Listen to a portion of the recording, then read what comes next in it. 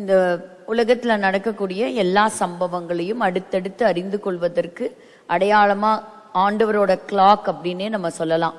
அது எந்த தேசம்? இஸ்ரேல் தேசம். ஸோ ஒய் இஸ்ரேல் அப்படிங்கிற பகுதியிலையும் இன்னைக்கு சில காரியங்களை நம்ம கற்றுக்கொள்ள போகிறோம். இந்த 2 ஆண்டு காலங்களாக உலகமே பல தேசங்கள் ஒரு பெரிய மாற்றத்தை சந்திச்சிருக்கு அப்படின்னு சொல்லலாம். அதுக்கு முக்கியமான காரணம் அக்டோபர் 7ஆம் தேதி நடந்த ஒரு மிகப்பெரிய தாக்குதல் தான். So Israel, both the land and the people are essential to understand the biblical prophecy. வேதாகமத்தில் எழுதப்பட்ட தீர்க்க தரிசனங்களை நாம் துல்லியமாக அறிந்து கொள்ள புரிந்து கொள்ள இஸ்ரேல் தேசமும் அந்த நாடும் அந்த மக்களும் அவர்களை பற்றிய அறிவும் நமக்கு முக்கியம். அப்போ இந்த 2 வருஷத்துல அந்த யுத்தம் முடிஞ்சு நம்ம பார்க்கும் பொழுதும் ஸோ இஸ்ரேல் தேசம் எப்படி இருக்கு? It's like a lion. So சிங்கத்தை போல பலவான்களாக எல்லாவற்றையும் ஜெயித்தவங்களாக இன்னைக்கு அவங்க நிற்கிறத நம்ம பார்க்கிறோம். ஸோ இந்த வாரத்துல பார்க்கிறோம், நம்ம யுத்தம் முடிஞ்சுதா, பல சமாதான பேச்சுவார்த்தைகள்லாம் நடந்திருக்கே அப்படின்னு பார்த்தோம்னா யுத்தம் ஒரு உண்மையான ஒரு சமாதானத்திற்குள்ள வரவே இல்லை. இருந்தாலும் இஸ்ரேலோட சிலர் உடன்படிக்கை செய்திருக்கிறாங்க, ஒப்பந்தங்கள் ஏற்படுத்தி இருக்கிறாங்க. அதாவது ஒரு ட்ரேட் டீல், வியாபார ஒப்பந்தங்கள் செய்திருக்கிறாங்க டிஃபென்ஸ்க்காக. இப்போ நம்ம எல்லாருக்குமே தெரியும், உயிரோடு இருந்த பிணை கைதிகள் எல்லாருமே விடுவிக்கப்பட்டுட்டாங்க. ஆனா இன்னும் அங்க மரித்து போன சிலருடைய சடலங்கள் ஹமாஸுடைய பயங்கரவாதிகள் கைகள்ல தான் இருக்கு. அதுல இன்னும் 13 பேர் தான் அவங்க இன்னும் கொடுக்கணும். ஸோ ஆனா என்ன சொல்லிட்டு இருக்காங்க அப்படின்னா, அந்த தாக்குதல்ல சிலருடைய சரீரங்கள் எங்க இருக்குன்னு எங்களுக்கு தெரியல, அதை கண்டுபிடிக்கிறதுக்கு எங்களுக்கு சில ஸ்பெஷல் எக்யூப்மெண்ட்ஸ் எங்களுக்கு வேணும், தேவைப்படுது அப்படியெல்லாம் சொன்னாங்க. சிலதெல்லாம் இஸ்ரேல் அனுமதிக்கவே இல்லை, சிலதை அப்ரூவ் பண்ணியிருக்கிறாங்க, தேடுதல் நடக்குது, எங்க கிட்ட எதுவுமே கிடையாது அப்படின்ட்டாங்க. ஆனா இஸ்ரேலுடைய உளவு பிரிவு இன்டெலிஜென்ட் ஏஜென்சி சில முக்கியமான தகவல்களை கொடுத்திருக்கிறாங்க. 8 to 10 பேர்த்துடைய அந்த சரீரங்களை ஆக்சஸ் பண்ணக்கூடிய இடத்துல தான் ஹமாஸ் வச்சிருக்கிறாங்க, அவங்களுடைய கைகள்ல தான் இருக்குது. அதனால அவங்க அந்த 10 பேர்த்துடைய சரீரத்தை முதல்ல எங்களுக்கு எங்க நாட்டுக்கு ஒப்படைக்கணும் அப்படிங்கிறத சொல்லியிருக்கிறாங்க. இப்போ 2 நாடுகளுக்கு இடையில தாக்குதல் நடந்தது இல்லையா? இப்ப எல்லா தேசங்கள்லயும் பாத்தீங்கன்னா இந்த ஒரு யுத்தத்துக்கு பிறகு அங்க பாதிக்கப்பட்டவர்கள் எத்தனை பேர் மரித்திருக்கிறாங்க இந்த ஒரு கணக்கெடுப்பு எடுக்கும் போது சொல்றாங்க. சோ என்னதான் ஒரு இனப்படுகொலை இந்த இஸ்ரேல் செய்துகிட்டு இருக்குன்னு ஊடகங்கள் வழியாக பல தேசங்கள்ல இஸ்லாமிய மக்கள் அவர்கள் கூக்குரல் இட்டாலும் ஒரு குறிப்பு என்ன சொல்லுது, ஒரு சர்வே என்ன சொல்லுதுன்னா, அந்த ஃபெட்டாலிட்டி ரேட் ரொம்பவே குறைவு தான். ஸோ எப்படி அப்படின்னு கேட்டீங்கன்னா, ஒரு தாக்குதல் நடத்துறதுக்கு முன்பாக அங்க இருக்கக்கூடிய பொதுமக்களுக்கு இஸ்ரேல் முன்னெச்சரிக்கையின் நடவடிக்கையா அவங்களுக்கு என்ன செஞ்சாங்க, அங்க சில கைப்பிரதிகள்லாம் பறக்க விட்டு வான்வெளியா மற்றும் அவங்களுடைய போனுக்கே சில மெசேஜஸ் எல்லாம் அனுப்பி இந்த இடத்துல தாக்குதல் நடக்க போகுது, இந்த இடத்த நீங்க காலி செய்ய வேண்டி இருக்கும் அப்படிங்கிற அந்த இன்ஃபர்மேஷன் எல்லாம் அவங்க கொடுத்ததுக்கு பிறகுதான் என்ன செய்யறாங்கன்னா தாக்குதல் அவங்க நடத்துறாங்க. அல் ஜசீரா அப்படின்னு சொல்லக்கூடிய ஒரு செய்தி பத்திரிகை. ஸோ அதை நம்ம பார்க்குறோம். It is controlled by terrorist organisation. இன்னைக்கு பாத்தீங்கன்னா மக்களை டோட்டல் கண்ட்ரோல்குள்ள வச்சிருக்கிறது எதுன்னு நினைக்கிறீங்க? இந்த மீடியா தான். ஸோ இந்த ஊடகங்கள் வழியா வரக்கூடிய செய்திகள் பாதி உண்மையா இருக்கலாம், பாதி ஜோடிக்கப்பட்ட செய்திகள், பொய்யான செய்திகள், அப்படிப்பட்ட செய்திகள் வரும். இப்ப நம்ம ஒரு 5 பேர் இருக்கணும் அப்படின்னாலே ஒரு செய்தியை ஒருத்தர்கிட்ட சொல்லி அடுத்த நபர்கிட்ட நம்ம சொல்லும் போதே அந்த கடைசியா வரும்பொழுது அந்த செய்தி நமக்கு ஒரு மாற்று செய்தியா தான் வருது. அது போலதான் ஊடகங்கள் வழியா வரக்கூடியது நம்ம பார்க்கிறோம். ஆனா இன்னைக்கு பல ஊடகங்கள் கைக்குள்ள வச்சு எல்லா நியூஸும் பல இடங்களுக்குள்ள சில தவறான நியூஸும் பரப்பப்படுகிறத பார்க்கிறோம். அதனால என்ன விளைவு அப்படின்னு பாத்தீங்கன்னா, இஸ்ரேல் மேல இருக்கக்கூடிய வெறுப்பு அதிகமாயிருக்கு அப்படின்னு சொல்லலாம். ஆன்டை செமிட்டிசம், யூதர்கள் மேல முக்கியமா அந்த இனம் இருக்கக்கூடாது அப்படின்னு நினைக்கிற அளவுக்கு ஒரு விரோதம் கடந்திருக்கு அப்படின்னு சொல்லலாம்.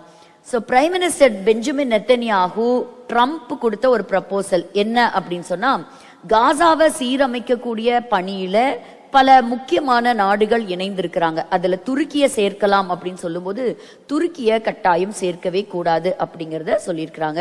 இது ஏமன் நாட்டில இருந்து வரக்கூடிய ஒரு சில விஷயங்கள், அதாவது அங்க அவங்க கண்கூடாக பார்த்த சில கிரைம்ஸ், இன்ஜஸ்டிஸ் அதெல்லாம் பற்றியும் அங்க இருக்கக்கூடிய அந்த கமாண்டர் அதை கொடுத்திருக்கிற செய்திகள். அதாவது இஸ்ரேல் பொறுத்த வரைக்கும் ஒரு பக்கம் ஏமன் நாட்டில இருந்து தாக்குதல், ஒரு பக்கம் ஹெஸ்போலா கிட்ட இருந்து தாக்குதல், இன்னொரு பக்கம் இஸ்லாமிக் ஜிஹாத் கிட்ட இருந்து தாக்குதல், ஹமாஸ் கிட்ட இருந்து தாக்குதல், இப்படி பல இடங்கள்ல இருந்து வரதை நம்ம பார்க்கிறோம். ஸோ அதே போல நான் உங்களுக்கு 2 வாரமா தொடர்ந்து நான் உங்களுக்கு சொன்னேன், காசா பகுதியில அங்க இருக்கக்கூடிய சில பாவப்பட்ட மக்களையும் எதிர்த்து ஒரு நாயை சுடுறது போல சுட்டு ஏராளமான ஜனங்களை கொலை செய்யறத பாக்குறோம். அதாவது அவங்க இஸ்ரேலுக்கு ஆதரவா இருந்தாங்க அப்படின்னு ஒரு பக்கம் வந்தாலும், இந்த ஹமாஸுக்கு எதிர்ப்பு தெரிவிக்கக்கூடிய ஒரு ஆப்போனன்ட் குரூப் இருப்பாங்க இல்லையா, அவங்க எல்லாரையும் கைகளை கட்டி கண்களை மூடி அவங்கள கொலை செய்யறது இந்த கடந்த வாரத்துல பாத்தீங்கன்னா அதிக அளவுல ஆயிருக்குது. ஸோ அதை தான் இங்க சொல்லியிருக்கிறோம். ஸோ அப்படி ஏராளமான அந்த சின்ன சின்ன அந்த கிளான் அப்படின்னு சொல்லுவாங்க, அந்த மக்கள் எல்லாவற்றையும் கொலை செய்யறத பார்க்கிறோம். அதே போலதான் ஒரு யூரோப்பியன் பார்லிமெண்ட் மெம்பர் அவங்களும் அது குறித்து சொல்லியிருக்காங்க. பாருங்க, Hamas is hunting down groups in Gaza that collaborated with Israel army one by one. So அநேகர தாக்குதல் நடத்துறாங்க. ஆனா இதை பத்தி சொல்வதற்கு இன்னைக்கு சத்தம் இல்லை. ஸோ ஒரு பெரிய இனப்படுகொலை செய்தார் அப்படின்னு சொன்னா ஹிட்லர் தான். 2வது உலக போர்ல ஏராளமான லட்சக்கணக்கான யூதர்களை கொலை செய்தார். சோ அவர் எழுதிய அவருடைய புஸ்தகம் மெயின் காம்ப், இந்த புஸ்தகத்தை யூதேயா சமேரியா அப்படின்னு சொல்லக்கூடிய பகுதிகளில் இருந்து கைப்பற்றி இருக்கிறாங்க. அப்படின்னா பாருங்க எந்த அளவுக்கு அந்த அங்க இருக்கக்கூடிய மக்களுக்கு ட்ரைனிங் கொடுத்திருப்பாங்க அப்படிங்கிறத. ஸோ இஸ்லாமியர்களை பொறுத்த வரைக்கும் குழந்தைகளுக்கு பள்ளிக்கூடங்கள்லயே இஸ்ரேல் நமக்கு ஒரு விரோதி நாடு, யூதர்களை பகைக்க, யூதர்களை எதிர்த்து அவர்களை கொலை செய்வதற்கு கூட அவர்கள் என்ன செய்யறாங்க, சின்ன சின்ன ஒரு பிரைமரி ஸ்கூல் எஜுகேஷன்ல இருந்தே அவங்களுக்கு பாடம் கற்பித்து கொடுக்கறத நம்ம பார்க்கிறோம். அமெரிக்கா, யூரோப், அதுல விசேஷமாக யூகே, ஆங்கிலேயர்கள் அரசாண்ட பல பகுதிகள் ஒரு கிறிஸ்தவ நாடா தான் இருந்தது. ஆனா இன்னைக்கு அது அப்படி இல்லை. இன்னைக்கு ட்ரம்ப் எவ்வளவுதான் ஒரு சத்தம் போட்டு அவருடைய குரலை உயர்த்தி இருந்தாலும் சுற்றி இருக்கக்கூடிய பல பகுதிகள் இஸ்லாமியர்களுடைய கண்ட்ரோலுக்கு போகுது அப்படிங்கறத நம்ம மறுக்க முடியாத ஒரு உண்மை. எப்படி இந்த தகவல்லாம் ஏன் தெரிஞ்சுக்கிறோம் அப்படின்னு கேட்டீங்கன்னா, ஒரு நாள் வரும் இன்னைக்கு இஸ்ரேலுக்கு கிடைக்கிற ஆதரவு கிடைக்காம போகும். இஸ்ரேல் தனித்து விடப்படும். இஸ்ரேல் ஆதரவற்று இருக்கும். உதவி செய்யலாம் நினைச்சாலும் உதவி செய்யக்கூடிய இடத்துல இருக்க மாட்டாங்க, இல்ல உதவி செய்ய மாட்டோம் அப்படிங்கிற ஒரு மறுப்பு தெரிவிக்கக்கூடிய இடத்துல தான் இருப்பாங்க. ஸோ இன்னைக்கு பார்க்கும் பொழுது இன்னைக்கு முஸ்லிம் கேண்டிடேட்ஸ் அதிகமான அளவுல இன்னைக்கு ஜார்ஜியா பகுதிகளில் அவங்க கேண்டிடேட்டா எழும்பி இருக்கிறாங்க. அதாவது சைலண்டா கிறிஸ்தவம் ஒதுக்கப்பட்டு இஸ்லாமியர்கள் அதிக அளவுல வர்றாங்க அப்படிங்கிறத நம்ம பார்க்கிறோம்.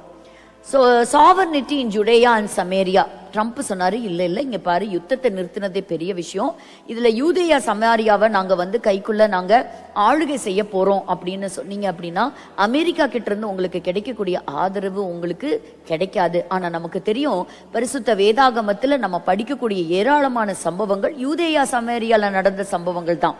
அது இஸ்ரவேலர்களுடைய தேசத்தின் பகுதிகள் தான், அது அவங்களுக்கு சொந்தமானது தான். அப்ப இன்னைக்கு ஒரு பெரிய மறுப்பு சொல்லி இருக்கிறதையும் பார்க்கிறோம். ஹமாஸ் இன்னும் அவங்களுடைய ஆயுதங்களை கீழே போடவே இல்லை. ஆனா சீக்கிரத்துல ஆப்ரஹாம் அக்கார்ட்ஸ் அது அமலுக்கு வரும். அதுல சவுதி அரேபியா கையெழுத்திடுவாங்க. நான் காசாவை நான் பார்க்க போறேன். இப்ப உங்களுக்கு தெரியும், ட்ரம்ப் பல நாடுகளை அவர் சுற்றி வருகிறார். மலேசியா போனாரு, இப்ப சவுத் கொரியா போயிருக்கிறாருங்கிறத நம்ம பார்க்கிறோம். ஜப்பான் போனாரு, இப்படி பல நாடுகளுக்கு அவர் விசிட் பண்றாரு அப்படிங்கிறத பார்க்கிறோம். அதே போலதான் இந்த கடந்த வாரங்கள்ல இருந்து இந்த ஹமாஸ்னால பிடிக்கப்பட்டவர்கள் உயிரோட விடுதலையாக்கப்பட்டாங்க. அதே போல மரித்தவர்களும் சடலங்கள், ஒரு சில சடலங்கள் வந்தது இல்லையா.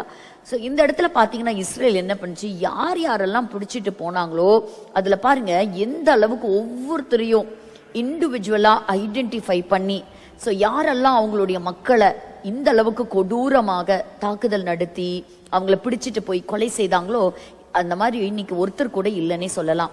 இதுல முக்கியமா பாருங்க, எல்லாருக்குமே ஒரு கேள்வி இருக்கும், நிறைய பேர்த்துக்கு ஒரு டவுட் வந்துருச்சு.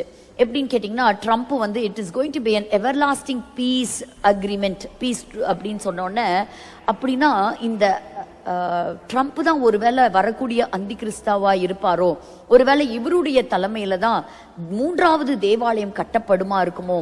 ஏன்னா இந்த ட்ரம்ப் வந்த பொழுதுதான் 2017 எருசலேம் தலைநகரமாக அறிவிக்கப்பட்டது. ஜெருசலேம் முதல்ல தலைநகரமாக பிடிச்சு கொண்டது யாரு? தாவீது.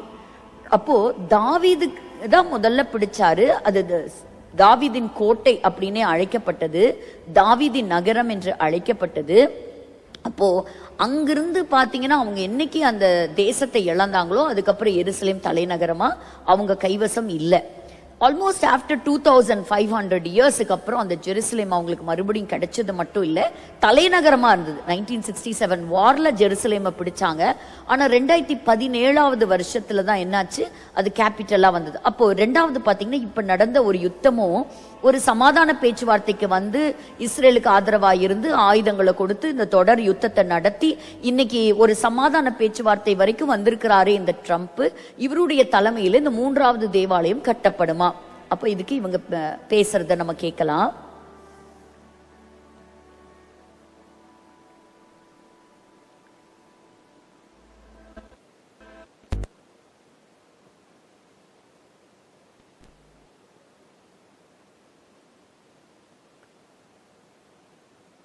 So இதுல பாத்தீங்கன்னா it kind of got me thinking he's likely going to go down as the greatest builder of this era, and you've been in on a lot of those meetings with him. Has to your knowledge, has the subject of rebuilding the holy temple in Jerusalem come up? It has not. No. பாருங்க அவங்க கேக்குறாங்க, இவ்வளவு நடந்திருக்கே, the holy temple மறுபடியும் வருமா, எருசலேம்ல கட்ட போறாங்களா? But கட்டுவாங்க, அந்த கட்டுறதுக்கான எல்லாமே தயார் நிலையில இருக்கு, ரெடியா இருக்கு. இன்னைக்கு அவங்களுக்கு இடம் கிடைச்சா ஒரு சிலர் சொல்றாங்க 7 நாள்ல கட்டி முடிச்சிருவாங்களாம். அந்த அளவுக்கு ஒரு ஸ்பீடி ப்ராசஸா இருக்குமா, அந்த அளவுக்கு அவங்க எல்லாமே ரெடியா வச்சிருக்கிறாங்க. ஆனா இவங்களுடைய கருத்துப்படி இல்ல அப்படி ஒரு பேச்சு நடக்கவே இல்லை அப்படிங்கறத அவங்க கொடுத்திருக்கிறாங்க. அக்டோபர் 7 நடந்த தாக்குதல்ல அங்கும் இங்கும் நோவா ஃபெஸ்டிவல் இருந்தவங்க ஓடி ஒளிஞ்சாங்க. அப்ப அங்க ஒரு ஆம்புலன்ஸ் நின்றுட்டு இருந்தது. அந்த ஆம்புலன்ஸ்குள்ள முடிஞ்ச அளவுக்கு எல்லாரும் அந்த ஆம்புலன்ஸ்குள்ள போய் அதுல அடிப்பட்டவங்களும் உள்ள இருந்தாங்க. ஆனா ஹமாஸ் பயங்கரவாதிக்கு இது எல்லாம் ஒரு கொத்தா கிடைச்சது போல அந்த டோட்டலாவே அந்த ஆம்புலன்ஸ அதை ஃபயர் பண்ணி அத்தனை பேரும் they were burned to death, எல்லாருமே எரிஞ்சு மரித்து போனாங்க. It is called to be an death ambulance. இது எல்லாத்தையும் பாருங்க இஸ்ரேல் நினைவுல வச்சிருக்கு, எடுத்திருக்கு.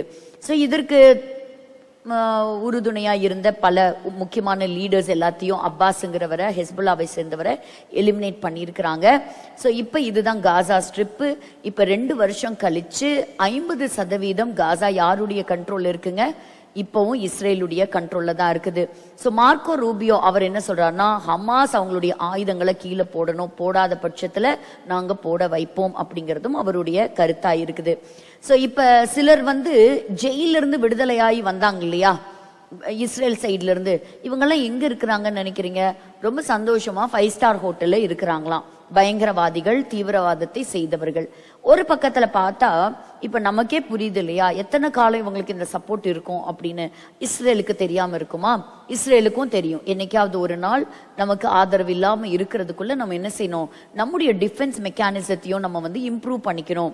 ஸோ அவங்களுடைய படையே தற்காப்பு படை தான். அதற்கு தேவையான ஆயுதங்கள் அவங்க உருவாக்கக்கூடிய வரிசையில ஸோ பராக் எம்எக்ஸ் ஏர் டிஃபென்ஸ் சிஸ்டம் அப்படின்னு சொல்லக்கூடிய ஒரு சிஸ்டம் இன்னும் வடிவமைத்திருக்கிறாங்க. இன்னும் அடுத்த நிலைக்கு அவங்க போயிருக்கிறாங்க.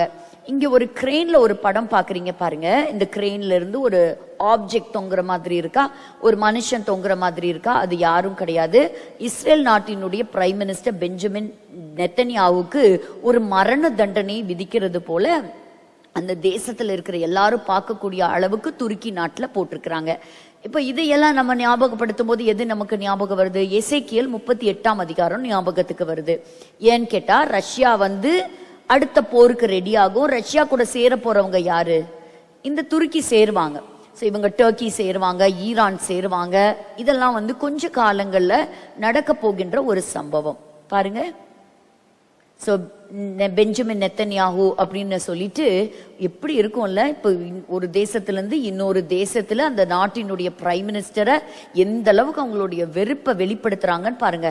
எத்தனை முயற்சிகள். போன நியூஸ்ல கூட நான் படிக்கும் பொழுது அவர் ரிட்டர்ன் வந்துட்டு இருக்கும்போது அவருடைய ஃபிளைட் தாக்கப்பட்டதாகவும் சொல்லப்படுது. ஆனாலும் கர்த்தருடைய கரம் கூட இருக்கு இல்லையா?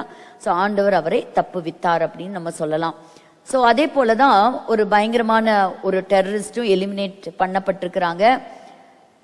ஸோ டொனால்ட் ட்ரம்ப் சொல்றது பீஸ் நம்ம சொல்றோம், ஆனாலும் இன்னும் பீஸ் வரவே இல்லை, ஒரு சமாதானம் வரல. ஏன்னா தொடர்ந்து தாக்குதல் நடந்துகிட்டே தான் இருக்குது. ஏன்னா இன்னும் சில சடலங்கள் வந்து சேரணும் அப்படிங்கிறத கொடுத்துருக்குறாங்க. அடுத்த ஒரு 48 மணி நேரத்துல என்ன நடக்கும் அப்படிங்கிறது. எவ்வளவுதான் கத்தார் அமெரிக்காவுக்கு ஒரு நண்பரா இருந்தாலும் இஸ்ரேலுடைய நண்பர் ஒன்றும் கிடையாதுங்க.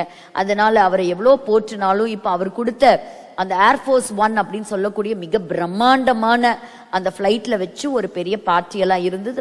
அப்படி இருந்தாலும் இஸ்ரேலுக்கு ஆதரவான நாடு கிடையாது. ஸோ அவரை பிரைஸ் பண்றதுனால ஒன்றும் கிடையாது. பட் இந்த மீட்டிங் எல்லாம் நடக்குது அப்படிங்கிறத பார்க்குறோம். ஸோ தாய்லாந்து கம்போடியாவுக்கு நடுவில் இருந்த அந்த யுத்தத்தையும் நிறுத்தி வைத்திருக்கிறார் அப்படின்னு சொல்லலாம்.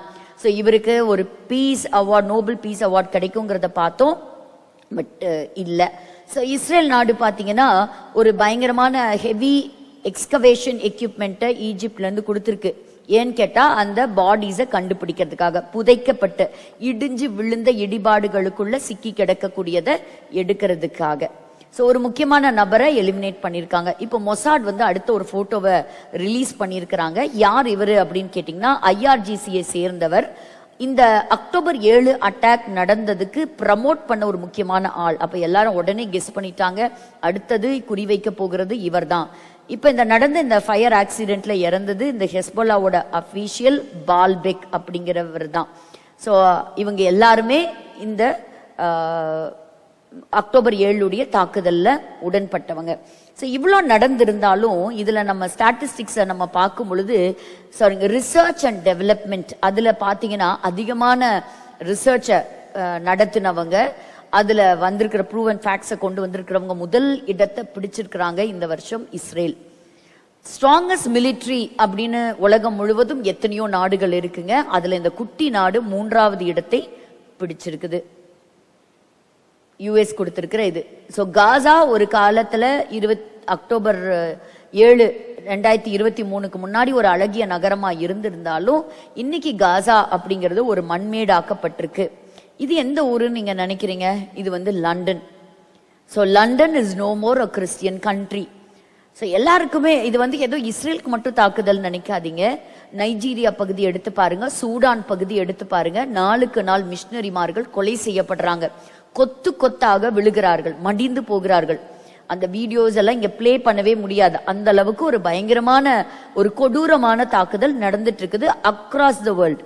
இதுவரை கர்த்தர் நம்மை பாதுகாத்தார், நம்முடைய காலம் எப்படி இருக்கும் அப்படிங்கிறது நமக்கு தெரியல.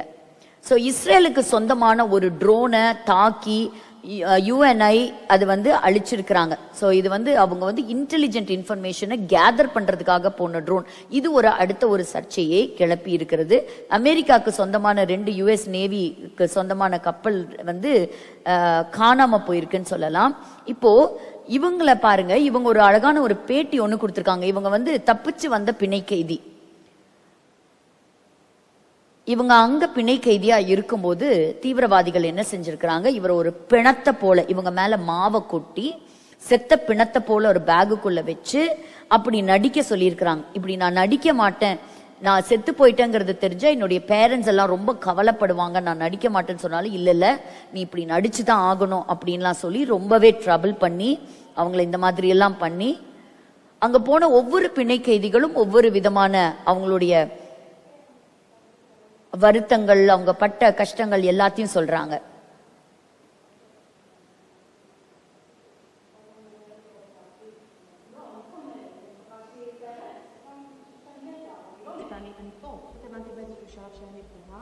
இஸ்ரேலுக்கு ஒரு மன அழுத்தத்தை கொடுக்கறதுக்காக அங்க பாருங்க அப்படி ஒரு பாடி பேக் மாதிரி செஞ்சு அந்த பேக்குக்குள்ள அவங்கள போட்டு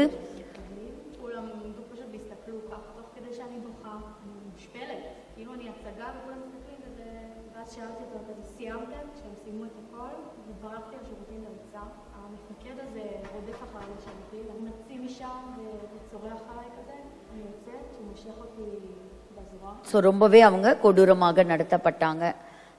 இத்தனை நாள் இருந்த சில தடைகள்லாம் மாத்தி இருக்கிறாங்க இஸ்ரேல் நாட்டில். டிஃபென்ஸ் மினிஸ்டர் காட்ஸ் அதுக்கு அப்ரூவ் கொடுத்திருக்கிறாரு. எப்படி இந்த பிணங்கள் அங்கிருந்து வருது அப்படிங்கிற ஒரு சின்ன ஒரு வீடியோ தான். ரெட் கிராஸ் தான் என்ன செய்வாங்க, அங்கிருந்து இடிந்து போன பக்கங்கள்ல இருந்து அதை எடுத்துட்டு வந்து ஒரு பகுதியிலிருந்து இராணுவத்தினிடம் ஒப்படைப்பாங்க. அதுல இப்ப பாத்தீங்கன்னா பார்ட்டா அனுப்புறாங்களாம். ஏற்கனவே அந்த பாடி வந்துருச்சு. ஸோ அந்த பாடியில் இருக்கக்கூடிய சில ரிமைன்ஸை இப்ப திரும்பவும் அனுப்பி இருக்கிறாங்க. ஸோ இதுதான் இந்த சூடான் நாட்டில் நடக்கின்ற ஒரு பயங்கரமான கொடூரம். அதற்காக நம்ம தொடர்ந்து நம்ம ஜெபிக்கணும். ஸோ இவங்களுடைய சரீரங்கள்லாம் ஒப்படைக்கப்பட்டிருக்கிறது. இவங்களுடைய சரீரங்கள் எங்க இருக்குன்னு லொக்கேட் பண்ணப்பட்டிருக்குது. இது ஹெஸ்போலாக்கும் இஸ்ரேலுக்கும் தாக்குதல் நிக்கலைங்க, நடந்துகிட்டே தான் இருக்கு. இதுல என்னன்னா இப்ப சீரியா வழியா லெபனானுக்குள்ள சில ஆயுதங்கள் வர ஆரம்பிச்சிருக்கு. ஈரான் விடுறதா இல்ல, சீரியாவை பயன்படுத்தி நிறைய இடங்களுக்குள்ள அவங்களுடைய ஆயுதங்கள்லாம் வச்சு தாக்குதல் நடத்துறாங்க அப்படிங்கிறது. ஸோ இந்த கிறிஸ்டியன் ஜைனிசம் பத்தி பேசி இருக்கிறாங்க. ஸோ ஹெஸ்போலா கம்ப்ளீட்டா டிஸ்மேண்டில் ஆகணும் அப்படிங்கிறது. அதே சமயத்துல சில சோல்ஜர்ஸும் மடிந்து போய் கொண்டிருக்கிறாங்க. அவங்களும் அட்டாக் பண்ணப்பட்டு அவங்களும் கொலை செய்யப்பட்டிருக்கிறாங்க அப்படிங்கிறது. அதுக்கு பதில் தாக்குதல் ஐடிஎஃப் பயங்கரமாவே தாக்குதல் நடத்தி இருக்கிறாங்க. அதுல 60க்கும் மேற்பட்டவர்கள் மரித்திருக்கிறாங்க. ஸோ இது ஒரு ஐடிஎஃப் சோல்ஜரை கொண்டிருக்கிறாங்க. ஸோ அதுக்கு தொடர் தாக்குதல் நடந்துட்டே இருக்குது, கண்டனமும் வந்துகிட்டே இருக்குது. ஸோ இப்ப சீஸ்ஃபயர் வந்திருக்கு அப்படின்னு சொல்றாங்க. நீங்க இங்க பாக்குறது சூடான். அங்க இருக்கக்கூடிய பொதுமக்கள் கொலை செய்யப்படுறாங்க. ஸோ இந்த வீடியோ எல்லாம் பாருங்க, எப்படி அவங்களுடைய உள்ளம் எப்படி பதறும் அப்படிங்கிறத நினைச்சு பாருங்க. இப்படி ஒரு சம்பவம், இப்படி ஒரு சூழ்நிலை நம்முடைய பட்டணத்துல நம்ம நோக்கி வருமானா நம்முடைய விசுவாசம் எப்படி இருக்கும் அப்படிங்கிறத பார்க்கணும். ஸோ ஹமாஸ் சிலது என்ன பண்ணாங்கன்னா, இடிபாடுகளுக்குள்ள இருக்கிற மாதிரி எடுத்து நடிச்சு வீடியோ போட்டாங்க. பட் ஸ்டில் அவங்களுக்கு தெரியல, வானத்துல இஸ்ரேலுக்கு சொந்தமான ட்ரோன் பறக்க விட்டுருந்தாங்க. அவங்க மானிட்டர் பண்ணிட்டே தான் இருந்தாங்க, அவங்களுடைய கேமராஸ் கண்காணிச்சுக்கிட்டே தான் இருந்தது. ஸோ அவங்க பார்த்தது என்னன்னா, அவங்க டனல்குள்ள இருந்து தான் அந்த டெட் பாடி எடுத்துட்டு வந்தாங்களே தவிர எங்கிருந்து இடிபாடுகளுக்குள்ள இருந்து அவங்க எடுத்துட்டு வரவே இல்லை. மற்ற பொதுமக்களுடைய கண்களுக்கு வேணா அவங்க ஏமாத்துறது போல இருக்கலாம், ஆனா அதை எடுத்து ரொம்ப அழகா அவங்க வீடியோவை வெளிவிட்டிருந்தாங்க அப்படிங்கிறத பாக்குறோம். ஸோ அடுத்தது ஹரிகேன். நீங்க எல்லாருமே பார்த்திருப்பீங்க. இதற்காக நீங்க ஜெபிங்க. அங்க இருக்கக்கூடிய பயங்கரமான ஒரு புயல் காற்று, வெள்ளம் ஸோ ஜமைக்காவை தாக்கி இருக்கிறது அப்படிங்கிறத நம்ம பார்க்கிறோம். அதற்காக நம்ம தொடர்ந்து நம்ம ஜெபிக்கலாம். ஸோ இந்த வாரத்திலையும் நம்ம இந்த பண்டிகையை வைத்து ஒரு சில காரியங்களை நம்ம கற்றுக்கொள்ள போகிறோம். மொய்தீம், த அப்பாயிண்டட் டைம்ஸ். வேதம் முழுவதையுமே நம்ம இந்த பண்டிகைகளை வைத்து நம்ம சில காரியங்களை நம்ம கற்றுக்கொள்ளலாம்.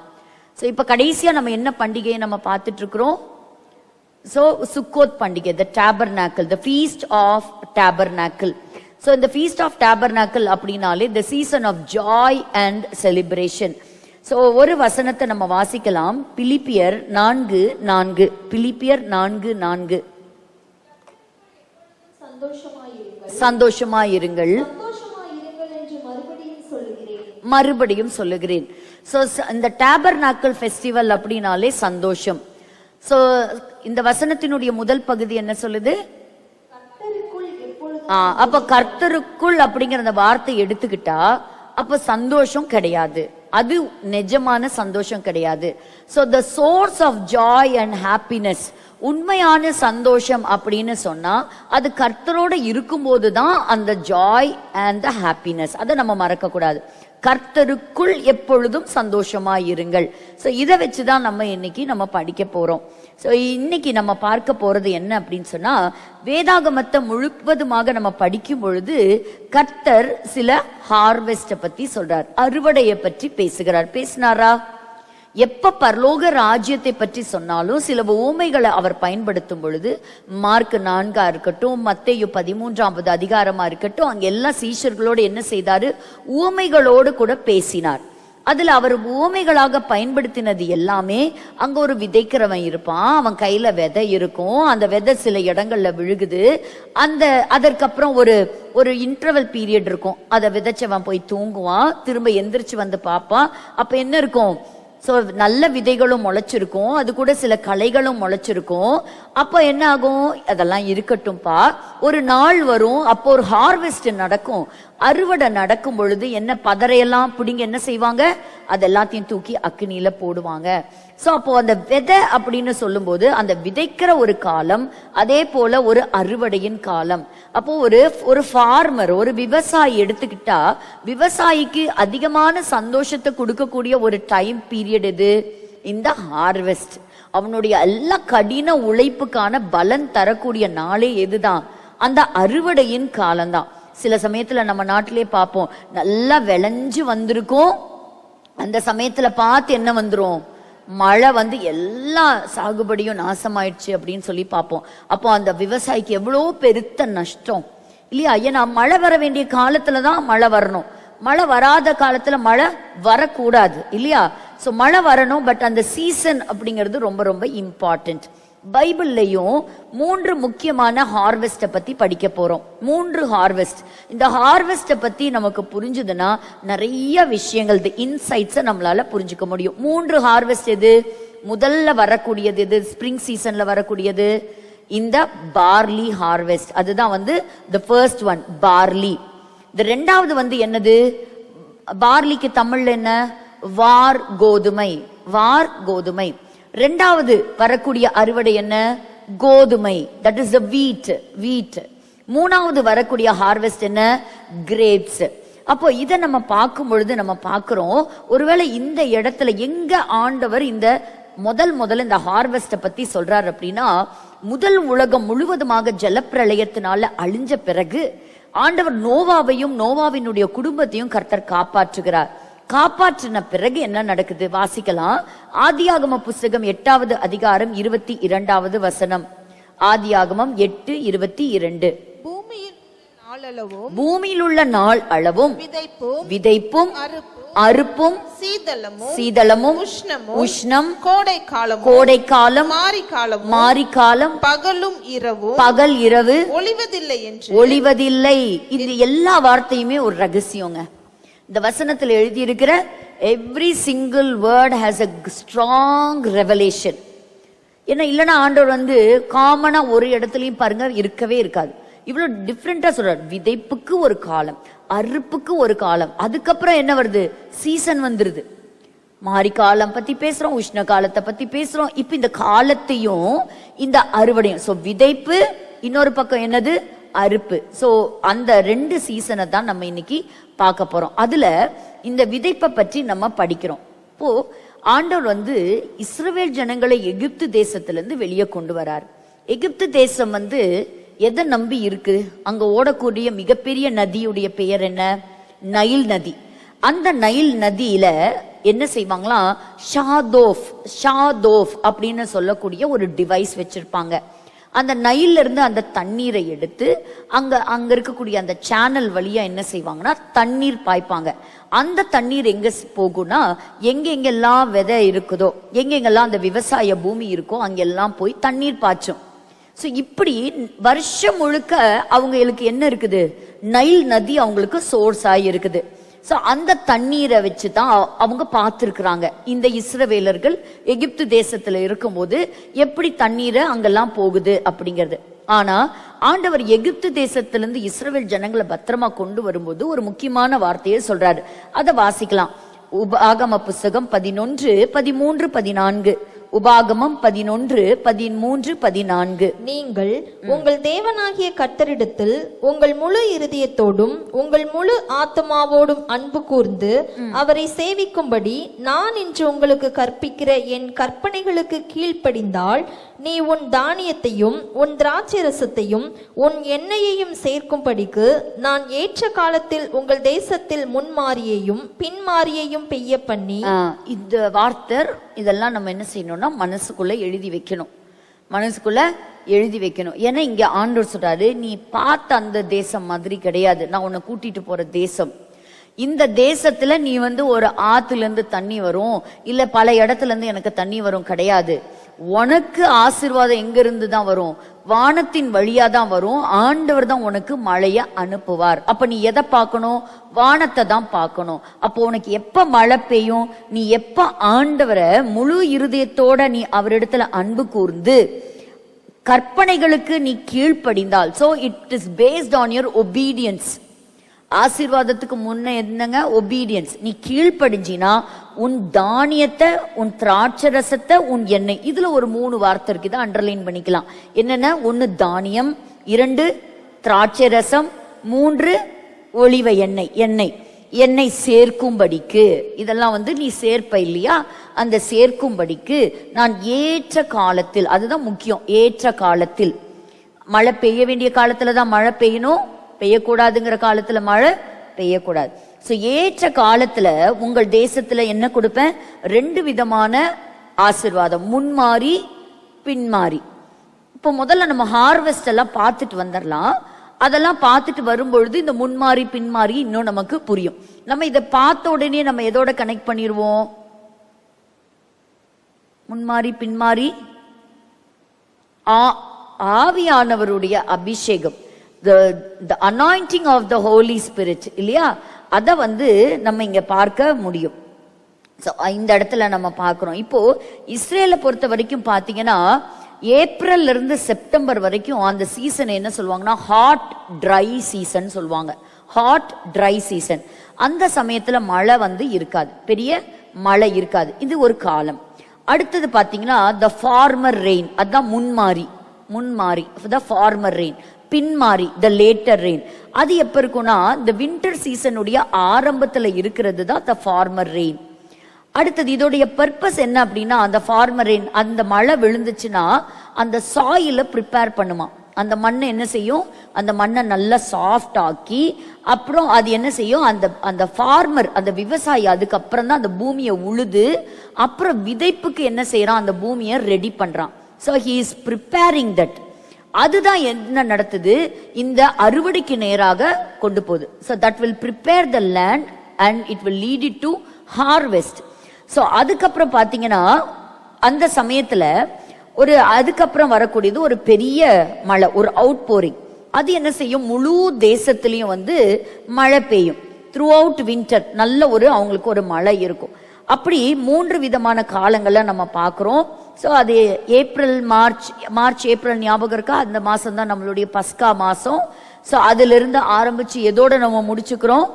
இந்த திஸ்ரீ மாதமாகிய 7வது மாதத்தோட நம்ம நிக்கிறோம். ஸோ ஒரு சீசன்ல அந்த சீட்ஸ் ஜெர்மினேட் ஆகும், அப்புறம் மழை பெய்யுது, அப்புறம் அந்த விதை செடியா முளைக்குது, அதுக்கப்புறம் அந்த பயிர் நிலங்கள்லாம் நல்லா முளைச்ச பிறகு அது எதுக்கு ரெடி ஆகுது? ஹார்வெஸ்ட், அறுவடைக்கு அது ரெடி ஆகுது, அது ப்ரிப்பேர் ஆகுது அப்படிங்கிறத நம்ம பார்க்கிறோம். ஸோ இந்த இடத்துலயும் 3 விதமான பார்க்கிறோம். ஸோ எப்பவுமே இந்த ரெயின் அப்படிங்கிறது நமக்கு ஒரு பெரிய ஆசீர்வாதத்தை குறிக்கக்கூடியது தான்.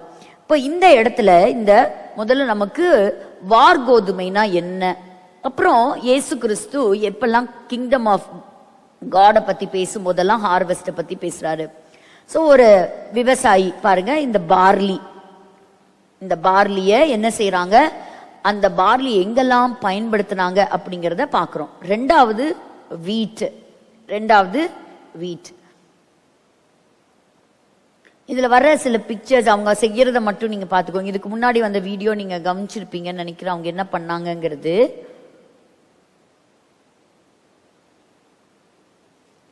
இது என்ன?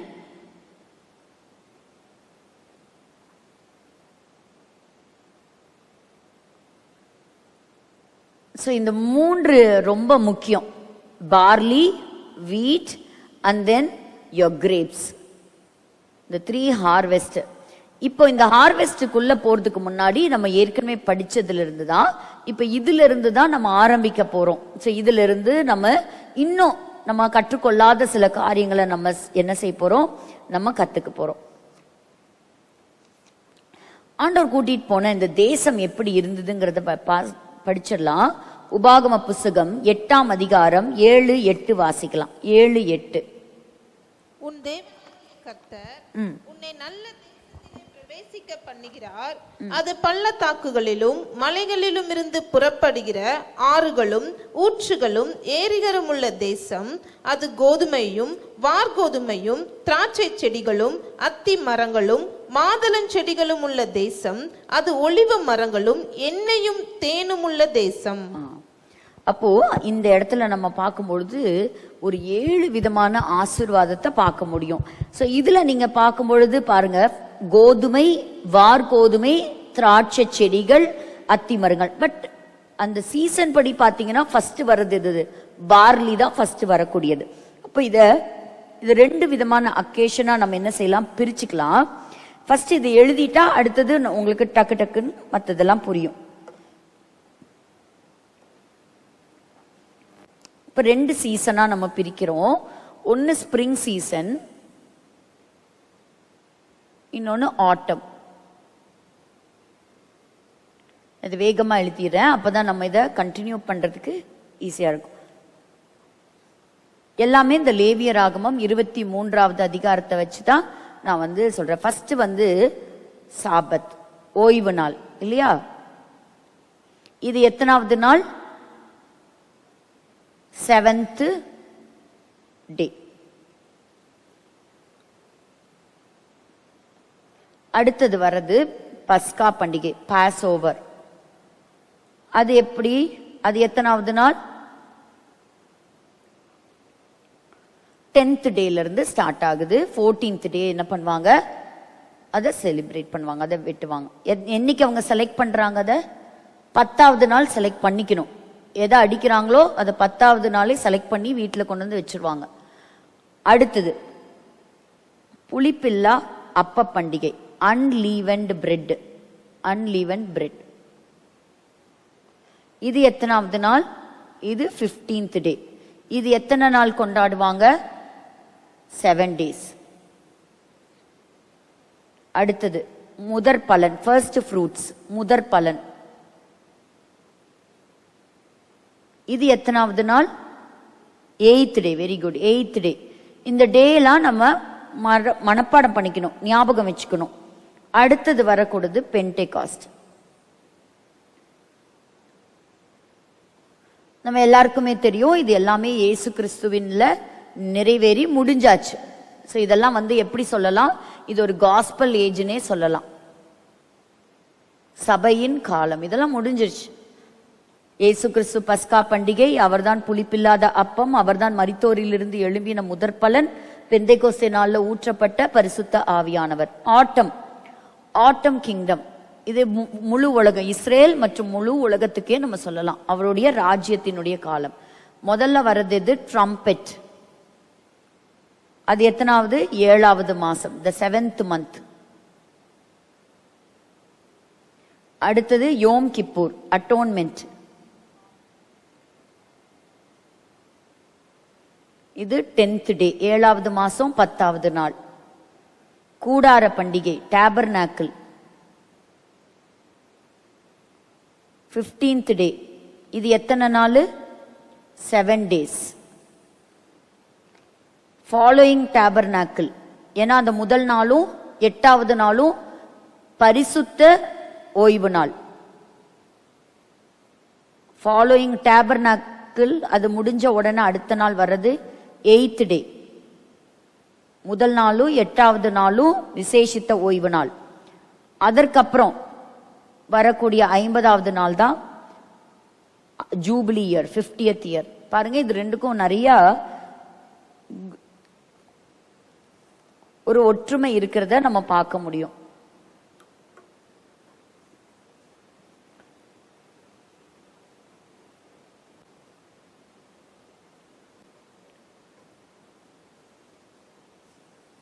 இந்த முழு உலகத்தையுமே நம்ம எப்படி பிரிக்கலாம்?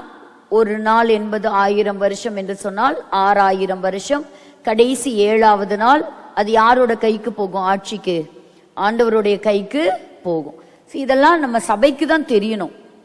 ரட்சிக்கப்பட்ட நமக்காக தான் கர்த்தர் இந்த விசேஷமான ரெவலேஷன்லாம் எழுதி வச்சிருக்கிறாங்க. ஆனா நம்ம எதை தேடி வர்றோம்? வெறும் ஆசீர்வாதத்தை மட்டும் தேடி உள்ள இருக்கக்கூடிய ரெவலேஷனை மிஸ் பண்ணிரும். பாருங்க எவ்வளவு அழகா இங்க கொடுக்கப்பட்டிருக்கு அப்படிங்கிறது. இந்த முதல் ஸ்பிரிங்ல வரக்கூடியது பாத்தீங்கன்னா த சாபத். சாபத்னா என்ன? ரெஸ்ட். அன்னைக்கு அவங்க முழுவதுமா என்ன செய்யணும்? அது அவங்களுக்கு ரெஸ்ட்.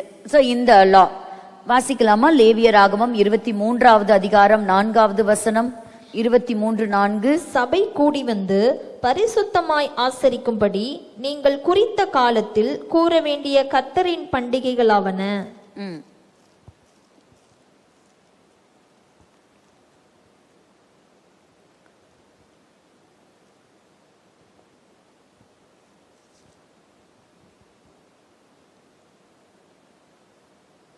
3வது வசனம் வாசிக்கலாம்.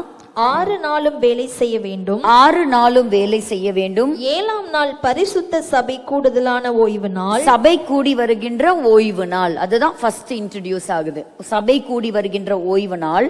அதில் ஒரு வேலையும் செய்ய வேண்டாம். ஒரு வேலையும் செய்ய வேண்டாம். அது உங்கள் வாசஸ்தலங்கள் எல்லாம் கர்த்தருக்கென்று ஓய்ந்திருக்கும் நாளாயிருப்பதாக. அது என்னது? It is a day of rest. கர்த்தருக்கென்று ஓய்ந்திருக்கும் ஒரு ஓய்வு நாள்.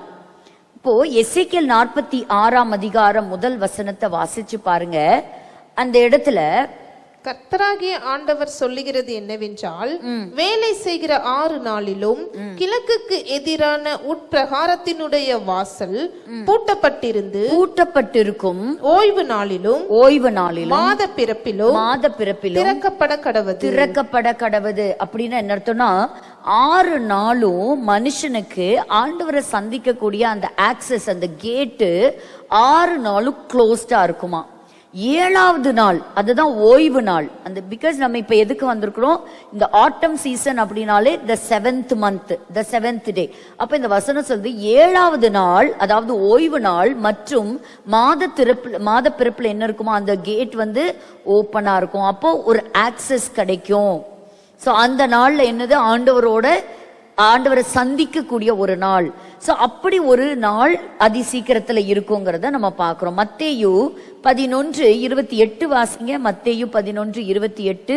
வருத்தப்பட்டு பாரம் சுமக்கிறவர்களே, நீங்கள் எல்லாரும் என்னிடத்தில் வாருங்கள், நான் உங்களுக்கு இளைப்பாறுதல் தருவேன். அப்ப இயேசு கிறிஸ்து இங்க ஒரு அழைப்பை கொடுக்கிறார். நீங்க எல்லாரும் எங்க வாங்க, என்னிடத்தில் வாங்க, ஆக்சஸ் டு த காட். ஆனா இஸ்ரவேல் மக்கள் என்ன செய்தாங்க, அவங்களுடைய கீழ்ப்படியாமை நிமித்தம் அவங்களுக்கு கிடைச்ச அந்த ஆக்சஸ தவற விட்டாங்க. அத நம்ம 2-3 இடங்கள்ல வாசிக்க முடியும். சங்கீதம் 95வது சங்கீதம் 10-11 வாசிக்கலாம். 40 வருஷமாய் நான் அந்த சந்ததியை அரோசித்து அவர்கள் வழுவி போகிற இருதயமுள்ள ஜனம் என்றும் என்னுடைய வழிகளை அறியாதவர்கள் என்றும் சொல்லி என்னுடைய இளைப்பாறுதலில் அவர்கள் பிரவேசிப்பது இல்லை என்று என்னுடைய கோபத்திலே ஆணையிட்டேன். அவங்களுக்கு இளைப்பாறுதல் இல்லை. எதனால? அவங்க ஆண்டவருக்கு துரோகம் பண்ணி கர்த்தருக்கு விரோதமான விக்கிரக ஆராதனைக்குள்ள போய் புறஜாதியாருடைய பழக்கங்களை எல்லாம் அவங்க என்ன செஞ்சாங்க, அவங்க கற்றுக்கொண்டாங்க. அவங்க மற்றவர்களுக்கு மாடலா இருக்க வேண்டியவங்க என்னைக்கு ஆண்டவருக்கு விரோதமானாங்களோ, ஆண்டவர் சொன்னாரு, கோபத்திலே நான் ஆணையிட்டேன் என்னவென்று அந்த இளைப்பாறுதலுக்குள்ள ஆனா நமக்கு ஒரு ப்ராமிஸ் இருக்கு. என்ன ப்ராமிஸ்? எபிரேயர் 4ஆம் அதிகாரம் 9-10 வாசிக்கலாம். எபிரேயர் 4:9-10. ஆகையால் தேவனுடைய ஜனங்களுக்கு இளைப்பாறுகிற காலம் இனி வருகிறதா இருக்கிறது. இளைப்பாறுகிற காலம் உண்டு. அப்போ இனி ஒரு காலம் வருகிறதா இருக்கிறது. இப்ப நம்ம ஏன் இதெல்லாம் படிக்கிறோம்? கிறிஸ்தவர்களுக்கு மட்டும் தாங்க ஒரு திட நம்பிக்கை இருக்குது. என்னுடைய ஆன்மாவுக்கு அழிவில்லை, இந்த சரீரம் தான் இந்த பூமியில அழிஞ்சு போகுமே தவிர எனக்கு குறிச்சிருக்கிற நாள் வரைக்கும் இந்த பூமியில இருப்பேன். ஆனா என்னுடைய ஆத்மா ஆண்டவரோடு கூட இளைப்பாரும். அவர் ராஜாவாக அரசாளும் போது நான் அவரோடு கூட அரசாளுவேன். நான் மறுரூபமாகி ஆண்டவரை நான் சந்திப்பேன். அந்த அறுவடையின் காலத்துல நான் என்ன செய்வேன், நான் ஆண்டவரை பார்ப்பேன். அப்ப இதெல்லாம் ஒரு மழை, அறுவடை, ஒரு வரக்கூடிய நியாய தீர்ப்பு, இதெல்லாம் ஒன்னோட ஒண்ணு இந்த வார்த்தைகள்லாம் லிங்கான வார்த்தைகள். சரியா? அப்போ இதெல்லாம் நம்ம பார்க்கிறோம். 2வது பார்க்கிறோம் பாஸ் ஓவர். இதை பற்றி நம்ம நிறைய படிச்சாச்சு. இயேசு கிறிஸ்து தான் யாரு? பஸ்கா ஆட்டுக்குட்டி. இப்ப இந்த இடத்துக்கு வருகிறோம். அன்லீவன்டு பிரெட், புளிப்பில்லாத அப்பம். சோ புளிப்பில்லாத அப்பம். அப்ப நம்ம எல்லாருக்குமே தெரியும், இயேசு கிறிஸ்து மரித்தார். எந்த நாள்ல மரித்தாரு? 4 ஃப்ரைடே இல்லையா? சாட்டர்டே என்னது? அவங்களுக்கு ஓய்வு நாள். ஆனா இயேசு கிறிஸ்து என்னைக்கு உயிர் தெழுந்தார்? வாரத்தின் முதல் நாள். அது நம்ம என்னது? Sunday. That is the 8th day. That is the 8th day. So 8th day இயேசு கிறிஸ்து உயிரோட இருந்தார். அப்ப சனிக்கிழமை எங்க இருந்தார்? அவர் கல்லறையில் இருந்தார். ஆனா ஞாயிற்றுக்கிழமை உயிரோடு கூட அவர் எழும்பினார். அதை நம்ம பார்க்கிறோம். சோ இப்படி இயேசு கிறிஸ்து மரித்தோரிலே முதல் பலனாக அவர் என்ன செய்தாரு? அவர் உயிரோடு கூட எழும்பினார். இப்ப லேவியராகமம் 23வது அதிகாரத்துல பாத்தீங்கன்னா, இந்த இடத்துல எல்லாரும் அந்த நாட்கள்ல அந்த முதற் பலனை கொண்டு வரணுங்கிறது எழுதப்பட்டிருக்கும். ஆனா என்ன கொண்டு வரணும் அப்படிங்கிறது நமக்கு தெரியாது. எல்லாரும் என்ன செய்யணும்? உங்களுடைய முதற் பலனை எடுத்துட்டு வாங்க அப்படிங்கிறது தான் அந்த லேவியராகமம் 23வது அதிகாரத்துல கொடுக்கப்பட்டிருக்கும். பாருங்க 10வது வசனத்துல நீங்க வாசிக்கும் போது, நான் உங்களுக்கு கொடுக்கும் தேசத்திலே நீங்க போய் சேர்ந்து அதன் வெள்ளாண்மையை அறுக்கும் போது உங்கள் அறுப்பின் முதற் பலனாகிய ஒரு கதிர்கட்டை ஆசாரியன் இடத்தில் கொண்டு வர கடவீர்கள். அப்ப நீ என்ன விதைக்கிறன்லாம் அங்க போடல. இப்ப இதெல்லாம் உங்களுக்கு இந்த சப்ஜெக்ட் புரிஞ்சுதுன்னா ரொம்ப ஆச்சரியமா இருக்கும். இப்ப நீங்க என்ன விதைக்கிறீங்களோ அது விளைஞ்சு வரும்போது அந்த ஹார்வெஸ்ட், அந்த முதற் பலனை எடுத்துட்டு வந்து ஆசாரி, இதுதான் அவங்களுடைய முதல் பண்டிகை, அதுதான் அவங்களுடைய முதல் விளைச்சல். நம்ம என்னன்னு படிச்சோம்? அந்த முதல் விளைச்சல் என்னன்னு படிச்சோம்? பார்லி. பார்லிங்கிறது என்ன? வார் கோதுமை. சோ இந்த முதற் பலன்ல அவங்க என்ன கொண்டு வரணும்? இந்த இடத்துல வார் கோதுமை, அதாவது பார்லி அவங்க கொண்டு வரணும் அப்படிங்கிறது. So barley harvest. பார்லி அப்படிங்கிறது என்னன்னா இதுதான் ஃபர்ஸ்ட் ஹார்வெஸ்ட். இதுக்கு இன்னொரு பேர் கூட சொல்லுவாங்க, ஏழை மனிதனுடைய அறுவடைன்னு கூட சொல்லுவாங்க, poor man's harvest. Poor man's harvest ஏன்னு கேட்டீங்கன்னா இது வந்து ஒரு சாதாரண ஒரு சீடு, கிரெயின் இது. ஆனா இதுல என்ன இருக்குன்னா நிறைய சத்து இருக்கு. இன்னைக்கும் பாருங்க டாக்டர்ஸ் வந்து ப்ரிஃபர் பண்ணுவாங்க, பார்லிய ப்ரிஃபர் பண்ணாங்க. ஸோ உங்க வயிற்றுக்கு ரொம்ப நல்லது, உங்க நாக்குக்கு பிடிக்காம இருக்கலாம், ஆனா உங்க சரீரத்துக்கு வந்து ரொம்ப நல்லது. ஏன்னா அதுல சுகர் ரொம்ப லோ சுகர், குளூட்டனும் ரொம்ப அதுல. அப்போ இப்ப இந்த அளவுக்கு நல்ல ஒரு சத்துள்ள ஒரு ப்ராடக்ட் தான் என்னது? இந்த பார்லி. ஸோ இது வந்து ஒரு மனுஷனுக்கு வந்து ரொம்ப ரொம்ப நல்லது. ஒரு பசியா இருக்கிறவன பசியா ஆத்திருமா, இந்த பார்லிய சாப்பிட்டா ஆத்திருமா. ஸோ ஃபுல் ஆஃப் ஹெல்த் அப்படின்னு வந்து நம்ம சொல்லலாம். அப்போ ஆண்டவர் இப்படிப்பட்ட ஒரு பார்லியை செலக்ட் பண்றாரு. ஸோ இந்த பார்லி எகிப்துல இருந்த காலத்திலேயே இருந்தது, எகிப்துல இருந்த காலத்திலேயே இருந்தது. அப்ப இயேசுவும் என்ன சொல்றாரு? ஃபர்ஸ்ட் ஃப்ரூட்னு சொல்றாரு. அப்ப இயேசுவை நம்ம என்னன்னு சொல்லலாம்? முதற் பலன். இப்ப முதற் பலன்கிற வார்த்தை எடுத்துருங்க. இப்பதான் நமக்கு முதற் பலன்னா எது ஃபர்ஸ்ட் ஃப்ரூட்னு தெரிஞ்சிருச்சு. எது அது? பார்லி. அப்ப ஜீசஸை நம்ம எதோட கம்பேர் பண்ணலாம்? பார்லி, வார் கோதுமையோட கம்பேர் பண்ணலாம். பைபிள்ல பார்த்தா நிறைய சிம்பிள்ஸ் எல்லாம் யூஸ் பண்ணியிருப்பாங்க, நிறைய பொருள் யூஸ் பண்ணியிருப்பாங்க. எதுக்கு? ஒரு எளிய மனுஷனுக்கும் புரியணும். சோ தன்னை கர்த்தர் பல விதத்துல வெளிப்படுத்தினார் பொது மக்களுக்கு. ஏன் பேரபிள்ல பேசினாரு? ஒரு விலையேற பெற்ற ரகசியம், பரலோகத்துக்கு சொந்தமான ஒரு விஷயத்த ஒரு சாதாரண மனிதனுக்கும் புரியணுங்கிற விதத்துல அவனுக்கு புரியும் வண்ணமாக அவன் பார்க்கிற விஷயத்தை வச்சே கற்றுக் கொடுத்தார். அப்படி நிறைய சிம்பல். இதுல ஒரு முக்கியமான சிம்பல் என்ன? பார்லி. சோ ஃபர்ஸ்ட் ஃப்ரூட் அப்படிங்கும் போது இந்த இடத்துல நம்ம பார்க்கிறோம். ஏன்னா டியூட்ரானமி 8:8லயும் நம்ம இந்த வார் கோதுமை பற்றி நம்ம படிச்சுட்டோம். பார்லி அப்படிங்கிற வார்த்தை மட்டுமே கிட்டத்தட்ட பைபிள்ல பாத்தீங்கன்னா 37 முறை மென்ஷன் பண்ணப்பட்டிருக்கு. நம்ம இந்த பிபிடில பார்த்துட்டு திரும்ப இந்த வசனத்துக்கு வரலாம். இந்த பிபிடி மட்டும் கொடுங்களேன்.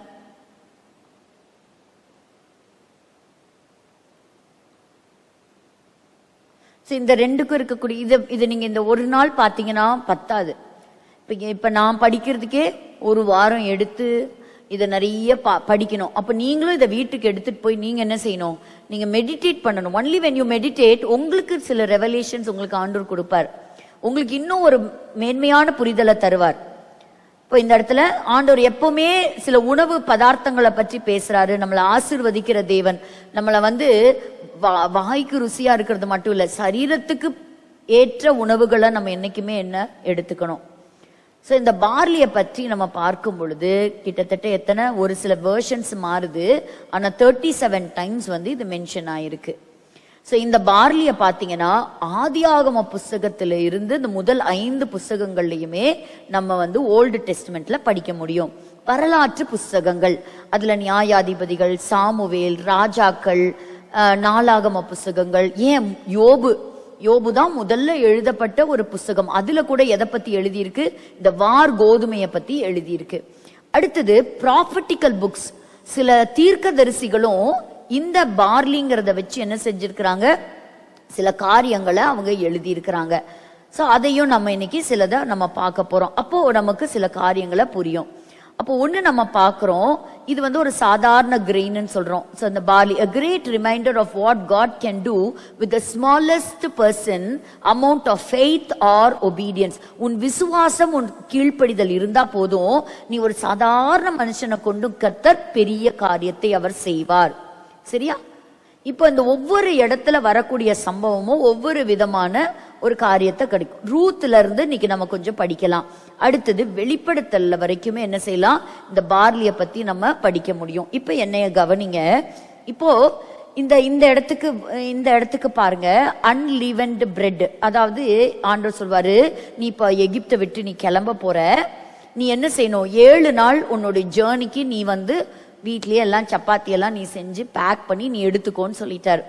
இப்போ இது என்ன, கோதுமை மாவா இல்லைன்னா வார் கோதுமை மாவா அப்படிங்கறத ஏன்னா நமக்கு ஃபர்ஸ்ட் ஃப்ரூட்னா நம்ம எதுன்னு வச்சிருக்கிறோம், பார்லி. இதை நம்ம இப்ப கொஞ்சம் பார்க்க போறோம். இது பார்லியா அப்படிங்கறதையும் வேதத்தின் அடிப்படையிலேயே நம்ம நிறைய செக் பண்ணி பார்க்க போறோம். அப்போ இது எப்படி கொண்டு போயிருப்பாங்க அப்படின்னு சொன்னா, யாத்ராகம புஸ்தகம் 9:31 7வது வாதையை பத்தி எழுதப்பட்டிருக்கு. அப்பொழுது வார்கோதுமை கதிர்பயிரும் சணல் தாழ் பயிருமாயிருந்தது, அதனால் சணலும் வார்கோதுமையும் அழிக்கப்பட்டு போயிற்று. இப்ப நீங்க சொல்லுங்க, அது என்ன சீசன்? எகிப்துல. இப்ப எகிப்துல நடக்குது, ஈஜிப்ட்ல இந்த சம்பவம் நடக்குது. அப்போ இந்த இடத்துல பாத்தீங்கன்னா, இந்த பார்வோனை விட்டு வந்ததுக்கு அப்புறம் 28வது வசனம் வாசிங்க, 9:28. இது போதும், இந்த மகா இடி முழக்கங்களும் கல்மலையும் ஒளியும்படிக்கு கர்த்தரை நோக்கி விண்ணப்பம் பண்ணுங்கள், நான் உங்களை போக விடுவேன், இனி உங்களுக்கு தடையில்லை என்றான். ஏன் கேட்டீங்கன்னா, அங்க என்ன பெஞ்சது, கர்த்தர் இடி முழக்கத்தையும் கல்மலையையும் அனுப்பினார். 23வது வசனம், அக்கினி தரையின் மேல் வேகமாய் ஓடிற்று, எகிப்து தேசத்தின் மீது கர்த்தர் கல் மழையை பெய்ய பண்ணினார். இந்த கல் மழைய கர்த்தர் பெய்ய பண்ணும்போது அது என்ன சீசன்? அது என்ன சீசன்? இப்பதான் என்ன அந்த டைம் நடந்துட்டு இருந்தது, ஹார்வெஸ்ட் நடந்துட்டு இருந்திருக்கு. எதை வச்சு நம்ம படிக்கிறோம்? ஏன்னா வார் கோதுமை அங்க வந்தாச்சு, அறுவடைக்கு ரெடியா இருக்கு. அதுதான் அவங்க முதல்ல கொண்டாட போகின்ற பஸ்கா பண்டிகையின் காலம். அப்போ இந்த இடத்துல பாருங்க, வார் கோதுமை கதிர்பயரும் சணல் தாழ்ப்பமாய் இருந்தது, அதனால் சணலும் வார் கோதுமையும் அழிக்கப்பட்டு போயிற்று. அப்போ அங்க ஒரு பெரிய அழிவு இருந்தது. அதாவது எகிப்துக்கு சொந்தமான எல்லா நிலங்கள்லயும் என்ன இருந்தது, ஒரு அழிவு வந்தது. ஆனா யாத்ராகமம் 12ஆம் அதிகாரத்துக்கு வரும்போதே அவங்க கிளம்பிட்டாங்க. சோ அவங்க கிளம்பும் போதே அவங்க 7 நாளைக்கு அவங்க என்ன செஞ்சாங்க, புளிப்பில்லாத அப்பங்களை அவங்க ஆசரிச்சாங்க வழியில. அப்போ அவங்களுக்கு தேவையானதை எல்லாத்தையும் என்ன செஞ்சுட்டாங்க, அவங்க புசிக்கிறதுக்கு அவங்க ரெடி பண்ணி கொண்டு போனாங்க. 15வது வசனத்துல வாசிக்கும் போது, புளிப்பில்லா அப்பத்தை 7 நாள் அளவும் புசிக்க கடவீர்கள். அப்ப இது அவருக்கு தேவையானதை எங்கிருந்து எடுத்துட்டு போனாங்க, அவங்க போறப்பே அவங்க பயணம் படும்போதே என்ன செஞ்சுட்டாங்க, அவங்க எடுத்துக்கொண்டு போனாங்க. அப்போ என்னவா இருந்திருக்கணும், இவங்க எடுத்துட்டு போன அந்த சப்பாத்தியோ வாட் எவர், அது எந்த இதுல செஞ்சிருப்பாங்க, வார் கோதுமை. அந்த 7 நாள் அளவும் அந்த பஸ்கா பண்டிகையின் 10வது நாள் துவங்கி அவங்க அந்த முடிக்கிற நாள் வரைக்கும் அவங்க வழியில 7 நாள் கொண்டாடிய அந்த கண்டென்ட் எதுல செஞ்சதா இருக்கணும், வார்கோதுமையினால செஞ்சதாக இருக்கணும். பாருங்க, ஆண்டவர் ஒன்ன வச்சு எப்படி நம்மள அண்டர்ஸ்டாண்ட் பண்ணி புரியும்படியாக ஆண்டவர் செய்யறார் பாத்தீங்களா, ஒரு ஆச்சரியமான ஒரு தேவன். சோ அன்னைக்கு பிளாக்ஸும் பார்லியும் அங்க இருந்துதான். சோ அந்த பார்லி கம்ப்ளீட்டா அடிபட்டு போச்சான். சோ இதை வச்சு நம்ம அந்த சீசனை கண்டுபிடிக்கிறோம் கரெக்டா. அதே மாதிரி பாருங்க, பஸ்கா பண்டிகை 10வது நாள் அந்த சீசன்ல தான் அவங்க இருந்திருக்காங்க. இன்னைக்கு வரைக்கும் அப்படிதான். அவங்களோட ஃபர்ஸ்ட் ஹார்வெஸ்ட் எதுதான், பார்லி தான். பாஸ் ஓவர் டைம் அப்படின்னாலே பார்லி. சோ அது எதை குறிக்குது, கர்த்தரை குறிக்கிறத நம்ம பார்க்கிறோம். இப்படி பல காரியங்களை நம்ம அன்னைக்கு எக்கானமிக்கும் அவங்க யூஸ் பண்ணது பாத்தீங்கன்னா இந்த பார்லி தான். லேவியரா வாசிக்க வேண்டாம், லேவியராகமம் 27:16 நம்ம வாசிக்கிறோம். இப்போ ஒரு சின்ன சம்பவம் எப்படி அப்படின்னு பாத்தீங்கன்னா, இந்த காரியம் இதுல நம்ம பாக்குறோம். அப்போ இயேசுவானவர் தான் என்ன சொன்னார், நானே உங்களுடைய ஜீவ அப்பம். அப்போ நம்மளுடைய பசியை தீர்க்கக்கூடிய, அப்போ நம்மளை பரிசுத்தமாக்குகிற, அப்போ இந்த வார்கோதுமை அப்பமாகிய இயேசு கிறிஸ்து சொல்லலாமா, சொல்லலாம். யோவான் 6வது அதிகாரத்தை எடுத்துக்கிட்டீங்கன்னா, அந்த இடத்துல 3 நாளா ஆண்டவர் பிரசங்கம் பண்றார், ஓயாம பிரசங்கம் பண்றார். ஜனங்கள்லாம் அப்படியே ஆவலா கேட்டே இருக்காங்க. முடிக்கும் போது ஜனங்களுக்கெல்லாம் பசி, சாப்பாடு கொடுங்கன்னு சொல்றாரு. ஐயோ எங்க கிட்ட பணம் இல்ல, இத்தனை ஜனங்களுக்கு வாங்குற அளவுக்கு இல்ல, பக்கத்துல கடையும் கிடையாது, எதுவும் கிடையாது. அப்ப அந்திரேயான்னு ஒரு சீஷன் என்ன செய்யறாரு, ஒரு சின்ன பையனை கூட்டிட்டு வந்தாராம். அந்த சின்ன பையன் கிட்ட என்ன இருந்ததுன்னு வாசிக்கலாமா? எடுத்திருந்தீங்கன்னா வாசிங்க. யோவான் 6. இங்கே ஒரு பையன் இருக்கிறான், அவன் கையில் 5 ஒரு 9வது வசனம் பாருங்க. இங்கே ஒரு பையன் இருக்கிறான், ஒரு பையன் இருக்கிறான், அவன் கையில் 5 வார்கோதுமை அப்பங்களும். அவன் கையில் அப்பங்கள் இருந்துச்சுன்னு சொல்ல வேண்டியதானே. So God makes it very specific. என்னது அந்த டைம் அந்த சீசன்ல என்ன கிடைச்சிருக்கு? வார்கோதுமை. வார்கோதுமைனாலே யாரை தான் குறிக்குது? அது இயேசு கிறிஸ்துவை தான் குறிக்குது. அடுத்தது பாருங்க, வார்கோதுமை அப்பங்களும் 2 மீன்களும் உண்டு. அப்போ பாருங்க எவ்வளவு ஸ்பெசிபிக்கா என்ன சொல்லப்பட்டிருக்கு, வார்கோதுமை அப்பங்கள். அடுத்தது பந்தி இருக்கிறாங்க அவங்களுக்கு வேணுங்கிற அளவுக்கு. அப்போ அந்த இடத்துல நம்ம பார்க்கும்போது அந்த வார்கோதுமை அப்பம் மல்டிப்ளை ஆச்சா? மல்டிப்ளை ஆச்சு. சோ ஒரு பெருக்கம். அப்போ உயிரடைதல், ஒரு ரிசரக்ஷன். அப்போ மரித்தோரிலிருந்து உயிர் அடைந்ததுல முதலானவர் யாருங்க? Jesus Christ. அப்போ இத ஆண்டவர் ஒரு டெமான்ஸ்ட்ரேட் பண்ணி காட்டுறார்.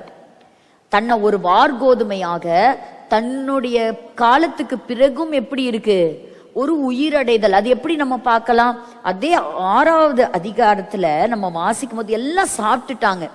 ஆனா சாப்பிட்டதுக்கு அப்புறமா ஆண்டவர் வைக்கல, விடல. 12வது வசனம் வாசிங்க.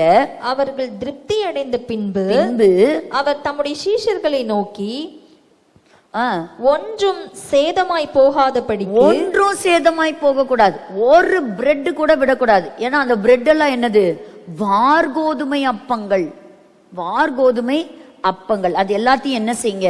மீதியான துணிக்கைகளை சேர்த்து வையுங்கள் என்றார். மீதியான துணிக்கைகளை சேர்த்து வையுங்கள் என்றார். அந்தபடியே அவர்கள் சேர்த்து வார்கோதுமை அப்பங்கள் 5 அவர்கள் சாப்பிட்டு மீதியான துணிக்கைகளினாலே 12 கூடைகளை நிரப்பினார்கள். அப்போ ஒண்ணு கூட, அப்ப இது ஏதோ ஒரு காரியத்தை சொல்லல. அப்போ ஒரு லேட்டர் பீரியட் ஒண்ணு வருது. ஆண்டவர் இந்த வார்கோதுமை இயேசு கிறிஸ்துவை சொந்த இரட்சகராக ஏற்றுக்கொண்டு விசுவாசித்த அப்படி அவருடைய பிள்ளைகளை கர்த்தர் என்ன செய்ய போறாரு? ஒருத்தரை விடாம சேர்க்க போறாரு. வார்கோதுமை அப்பங்களை சாப்பிட்டவங்க, வார்கோதுமை அப்பங்களை கர்த்தர் மறுபடியும் என்ன செய்யறாரு? கூட்டி சேர்க்கிறாரு. So nothing, even one should not be left behind. So இது எல்லாம் எதை குறிக்குதுங்கிறத நம்ம இதை ஒவ்வொன்றும் பாருங்க. அப்போ ஆண்டவர் பயன்படுத்துகிற ஒவ்வொரு பொருள், அவர் பேசுகிற வார்த்தை, அவருடைய அசைவு, ஒவ்வொன்றுலையும் ஒவ்வொரு ஆழமான பரலோக ராஜ்யத்துக்குரிய ரகசியத்தை வச்சிருந்தாரு. இன்னும் ஒரு சம்பவத்தை மட்டும் நம்ம படிச்சு நம்ம முடிக்கலாம். இப்போ நம்ம ரூத்துடைய காலகட்டங்களுக்கு அங்க வந்துட்டு திரும்ப இதே இடத்துக்கு நம்ம வருவோம். இப்போ ரூத்துக்கு வரும் பொழுது ஆண்டவர் ஒன்னு மறந்துடக்கூடாது. நம்மளை தாழ்மைப்படுத்தும் போது, கீழ்ப்படியும் போது கர்த்தர் நம்மை ஆசீர்வதிக்கிறார். ஒண்ணு இங்க பாக்குறோம், அது பெருகுச்சுன்னு பாக்குறோம். சோ அது ஒரு சாதாரண கிரீன், ஆனா அது என்ன செஞ்சது? ஒரு பெருக்கத்தை கொடுத்துச்சு. அப்போ ஒரு இடத்துல ஒரு அழிவை கொடுத்தது. அதுல சுகர் கண்டென்ட் எல்லாம் கம்மியா இருக்கு, அதனால அவ்வளவு சீக்கிரமா என்ன ஆகாது? புளிக்காது. அதனால தான் அவங்களால 7 நாள் மேனேஜ் பண்ண முடிஞ்சுது. அப்படி நம்ம பார்த்தோம். அது சரீரத்துக்கு ரொம்ப உபயோகமான பொருளுங்கிறத நம்ம பார்த்தோம். அடுத்தது நம்ம பார்க்கும்போது நம்ம இந்த இடத்துல இருந்து கற்றுக்கொள்ள வேண்டியது என்னன்னா, தாழ்மையும் ஒரு ஒபீடியன்ஸையும் நம்ம கற்றுக்கொள்ள முடியும். அடுத்தது பாருங்க, ரூத்துடைய காலத்தை எடுத்துக்கோங்க. எப்ப அவங்க உள்ள வராங்கன்னு பாருங்க. ரூத்தின் புஸ்தகம் 1 அதிகாரம் 22வது வசனம் 122. ரூத் 1:22.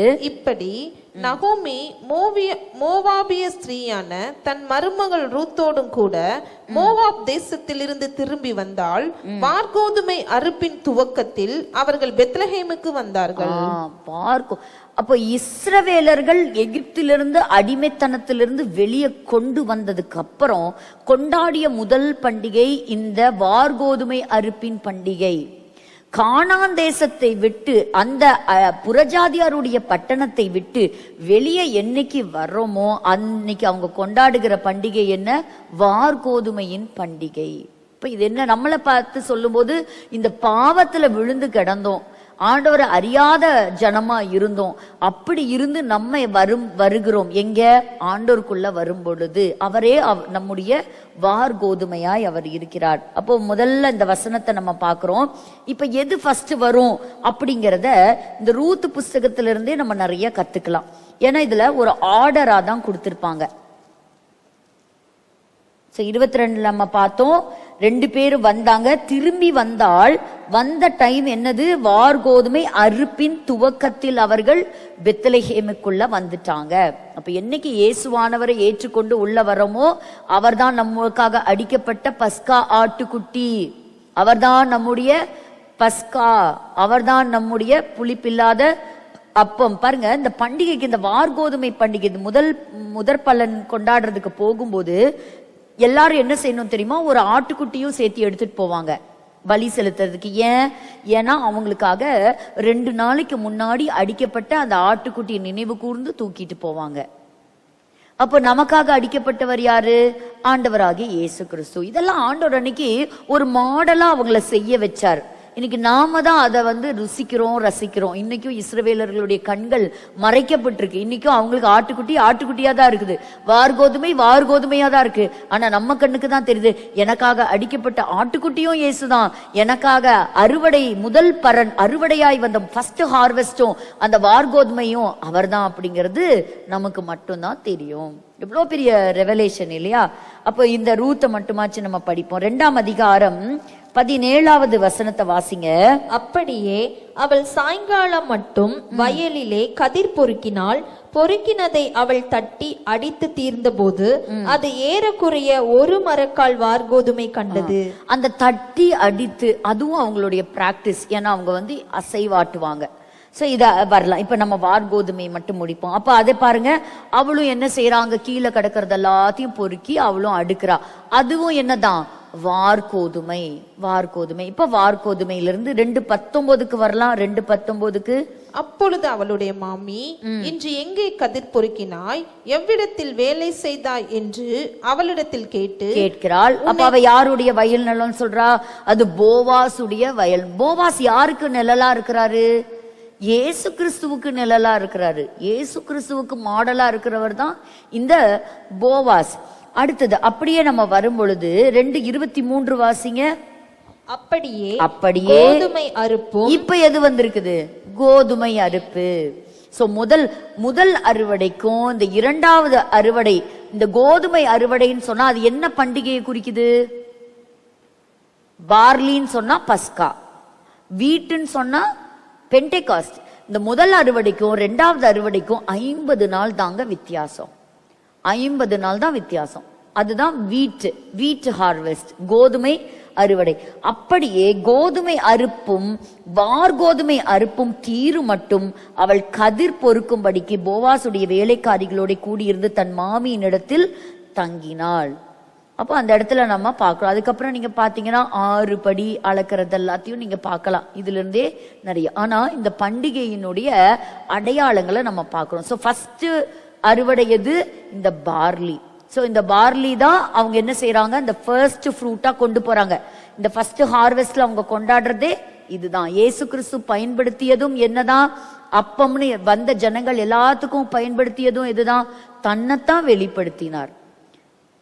சோ அவரே தேவனுடைய வார்த்தையாக இருக்கிறார். இப்ப கிதியோனை எடுத்துக்கோங்க. இப்ப இந்த இடத்துல நம்ம பார்க்கிறோம், நம்முடைய அந்த ஒரு சாதாரண ஆரம்பமா இருந்த இந்த ரூத்துடைய வாழ்க்கை கர்த்தர் ஆசீர்வதிச்சாரா? அபண்டன்ட்டா ஆசீர்வதிச்சார், அதிகமா ஆசீர்வதித்தார். இப்போ நம்ம நினைப்பதற்கும் நம்ம சிந்திப்பதற்கும் அதிகமாய் கர்த்தர் நம்மை ஆசீர்வதிக்க முடியுமா? நிச்சயமா கர்த்தர் ஆசீர்வதிப்பார். ஆசீர்வதிக்க அவர் வல்லமையுள்ள தேவன். இப்படி இன்னும் ஒரு சில ஆட்கள் இருக்காங்க. இவங்களெல்லாம் என்ன செய்யலாம்? வரக்கூடிய வாரங்கள்ல நம்ம பார்க்கலாம். இந்த வேகமா இந்த பிரசன்டேஷன்ல மட்டும் இது ஒண்ணு மட்டும் பார்க்கலாம்.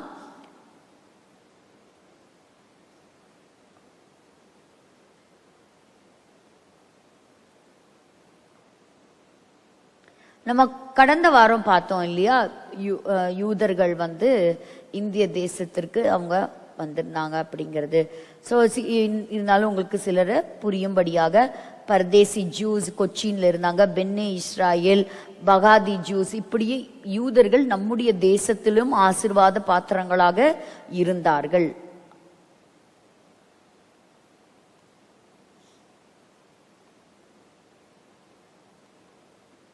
இவங்களதெல்லாம் பத்தி நம்ம நிறைய பார்த்தோம்.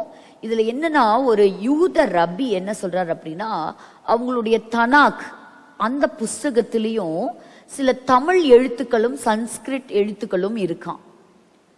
சான்ஸ்கிரிட் அண்ட் தமிழ், அதாவது ஒப்பீரின் தங்கம் அப்படியெல்லாம் சாலமோன் பயன்படுத்துறாரு இல்லையா. இந்த தங்கம், இந்த இந்து நதி, இண்டஸ் ரிவர், இதை பத்தின ரெஃபரன்ஸ் எல்லாமே தனாக்ல இருக்கு. இது எல்லாமே எங்க ஒப்பிடப்படுகிறதுனா ஃப்ரம் இந்தியா அப்படிங்கிறத அவங்க குறிப்பிட்டிருக்கிறாங்க. ஸோ யூதர்கள் வந்து நல்ல ஒரு வியாபாரிகளா இருந்தாங்க. கொச்சி ஜூஸை பத்தி எல்லாம் நம்ம பார்த்தோம். கேங்கனூர்ல வந்து இருந்தாங்க. அவங்களுக்கு நல்ல ராயல் ரெக்கக்னிஷனே அவங்களுக்கு கிடைச்சது. இது ஒண்ணு மட்டும். பரோகேத், அதாவது அந்த தேவாலயத்துல இருந்த அந்த கர்டன்,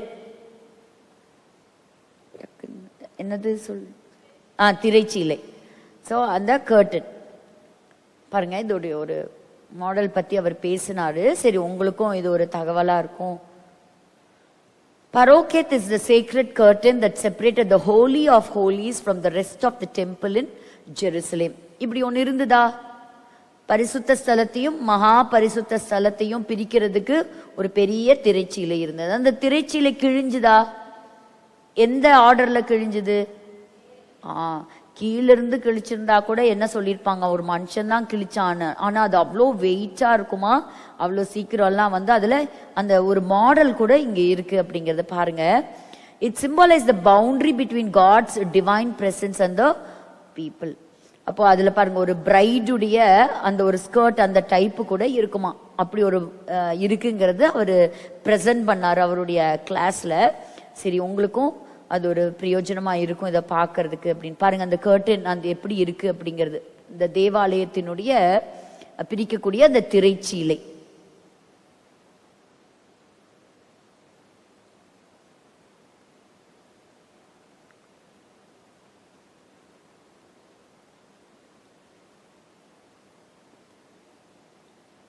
சரி, இதெல்லாம் நம்ம நெக்ஸ்ட் வீக் பார்ப்போம். சரி, இந்த ஒன்று மட்டும் இதோட நிறுத்தலாம். நமக்கு இதுக்கப்புறம் இன்னும் நிறையா இருக்கு. நம்ம சுக்கோத் பண்டிகையோட காரியத்தை முடிச்சுட்டு கூட இதை நம்ம படிக்கலாம்.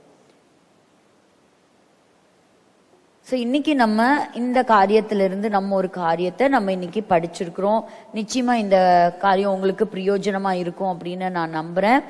ஸோ எப்படி அன்னைக்கு ஆண்டவர் அந்த ஃப்ராக்மெண்ட்ஸ் எல்லாம் பொறுக்கி ஒரு கூடையில எடுங்க அப்படின்னு சொன்னாரோ, ஆண்டவரால் தேர்வு செய்யப்பட்ட எல்லாருமே ஒரு நாள் வரும், இந்த வார்கோதுமை ஆகிய இயேசு கிறிஸ்துவோடு கூட எல்லாரும் சேர்ந்து ஆட்சி செய்து என்ன செய்வாங்க, அரசாள போகிறோம். அதுல நம்ம இருப்போமா? ஆமா, நிச்சயமா நம்ம இருப்போம். அதுதான் நம்முடைய நம்பிக்கை. ஆனா நம்ம என்ன செய்யணும், ஒரு கீழ்ப்படியணும். வசனத்தை வாசிக்கிறவங்களா மட்டும் இருக்கக்கூடாது, வசனத்தின்படி வாழ்றவங்களாவும் நம்ம இருக்கணும். கண்களை மூடி நம்ம ஜெபிப்போம். எங்களை நேசிக்கிற எங்கள் நல்ல தகப்பனே, உம்மை நன்றியோடு கூட துதிக்கிறோம்ப்பா. ஆண்டவரே, இந்த வேத வகுப்புலையும் ஏராளமான காரியங்களை நாங்கள் கற்றுக்கொள்வதற்கும், ஆண்டவரே அப்பா, இந்த பழைய ஏற்பாட்டுக்கும் புதிய ஏற்பாட்டுக்கும் இருக்கக்கூடிய ஆண்டவரே அந்த கனெக்ஷனை ஆண்டவரை கற்றுக்கொள்ள கர்த்தர் கிருபை செய்தீரே, உமக்கு நன்றி அப்பா. ஆண்டவரே, இந்த பண்டிகையின் மூலமாக நாங்கள் இயேசு கிறிஸ்துவை நிறைவுள்ளவராக நாங்கள் பார்க்கிறோம். ஒவ்வொரு பண்டிகையிலும் கர்த்தாவே நீர் ஆண்டவரை நிறைவாய் வந்தீரே, உமக்கு நன்றி செலுத்துகிறோம். கர்த்தாவே அப்பா, ஒரு நாள் வரும், நிச்சயமாக நீர் எங்களை ஆண்டவரை மறுரூபப்படுத்துவீர். இல்லாவிட்டால் ஆண்டவரை மரித்தோரிலிருந்து எங்களை எழுப்பி உம்மோடு கூட அரசாளுகிறவர்களாக நீர் எங்களை வைக்கப் போகிறீர். அதற்காக உமக்கு நன்றி செலுத்துகிறோம். இன்னும் ரட்சிக்கப்படாத உள்ளங்கள் ஏராளம் உண்டு தகப்பனே. ஒரு பெரிய எழுப்புதல் உண்டாகட்டும், ஒரு பெரிய அறுவடை உண்டாகட்டும், முன்மாறியும் பின்மாறியும் ஊற்றப்படட்டும், எங்களுடைய தேசம் சந்திக்கப்படட்டும் அப்பா. ஆண்டவரே, எப்படியாகிலும் நீரே ஜீவனுள்ள தேவன் என்பதை அறிந்து கொள்ளக்கூடிய ஆண்டவரே இருதயத்தை நீங்க நீங்க தாங்க, கண்களை திறந்து கொடுங்க, செவிகளை திறங்கப்பா. பெரிய காரியங்களை தேவன் செய்வீராக. இந்த நாளிலும் கற்றுக்கொண்ட இந்த பாடத்திலிருந்து இன்னும் ஆண்டவர் இந்த சத்தியத்தை தியானிக்கவும் இன்னும் விசுவாசத்துல காலூன்றி நிற்கவும் பலன் தாங்க. ஆண்டவரே, இஸ்ரேல் தேசத்தை நாங்கள் வாழ்த்தி ஆசீர்வதிக்கிறோம். சமாதானம் நிறைவாய் இருக்கட்டும், பாதுகாப்பு இருக்கட்டும். கர்த்தர் பாதுகாப்பீராக. இந்த நாளிலும் செஷனுக்காக உழைத்த ஒவ்வொரு உள்ளங்களுக்காக நான் ஜெபிக்கிறேன். அவர்களை மனதார வாழ்த்தி நான் ஆசீர்வதிக்கிறேன். வந்த ஒவ்வொருவரையும் கர்த்தர் ஆசீர்வதிப்பீராக. தொடர்ந்து எங்களை பலப்படுத்தி நடத்துங்க.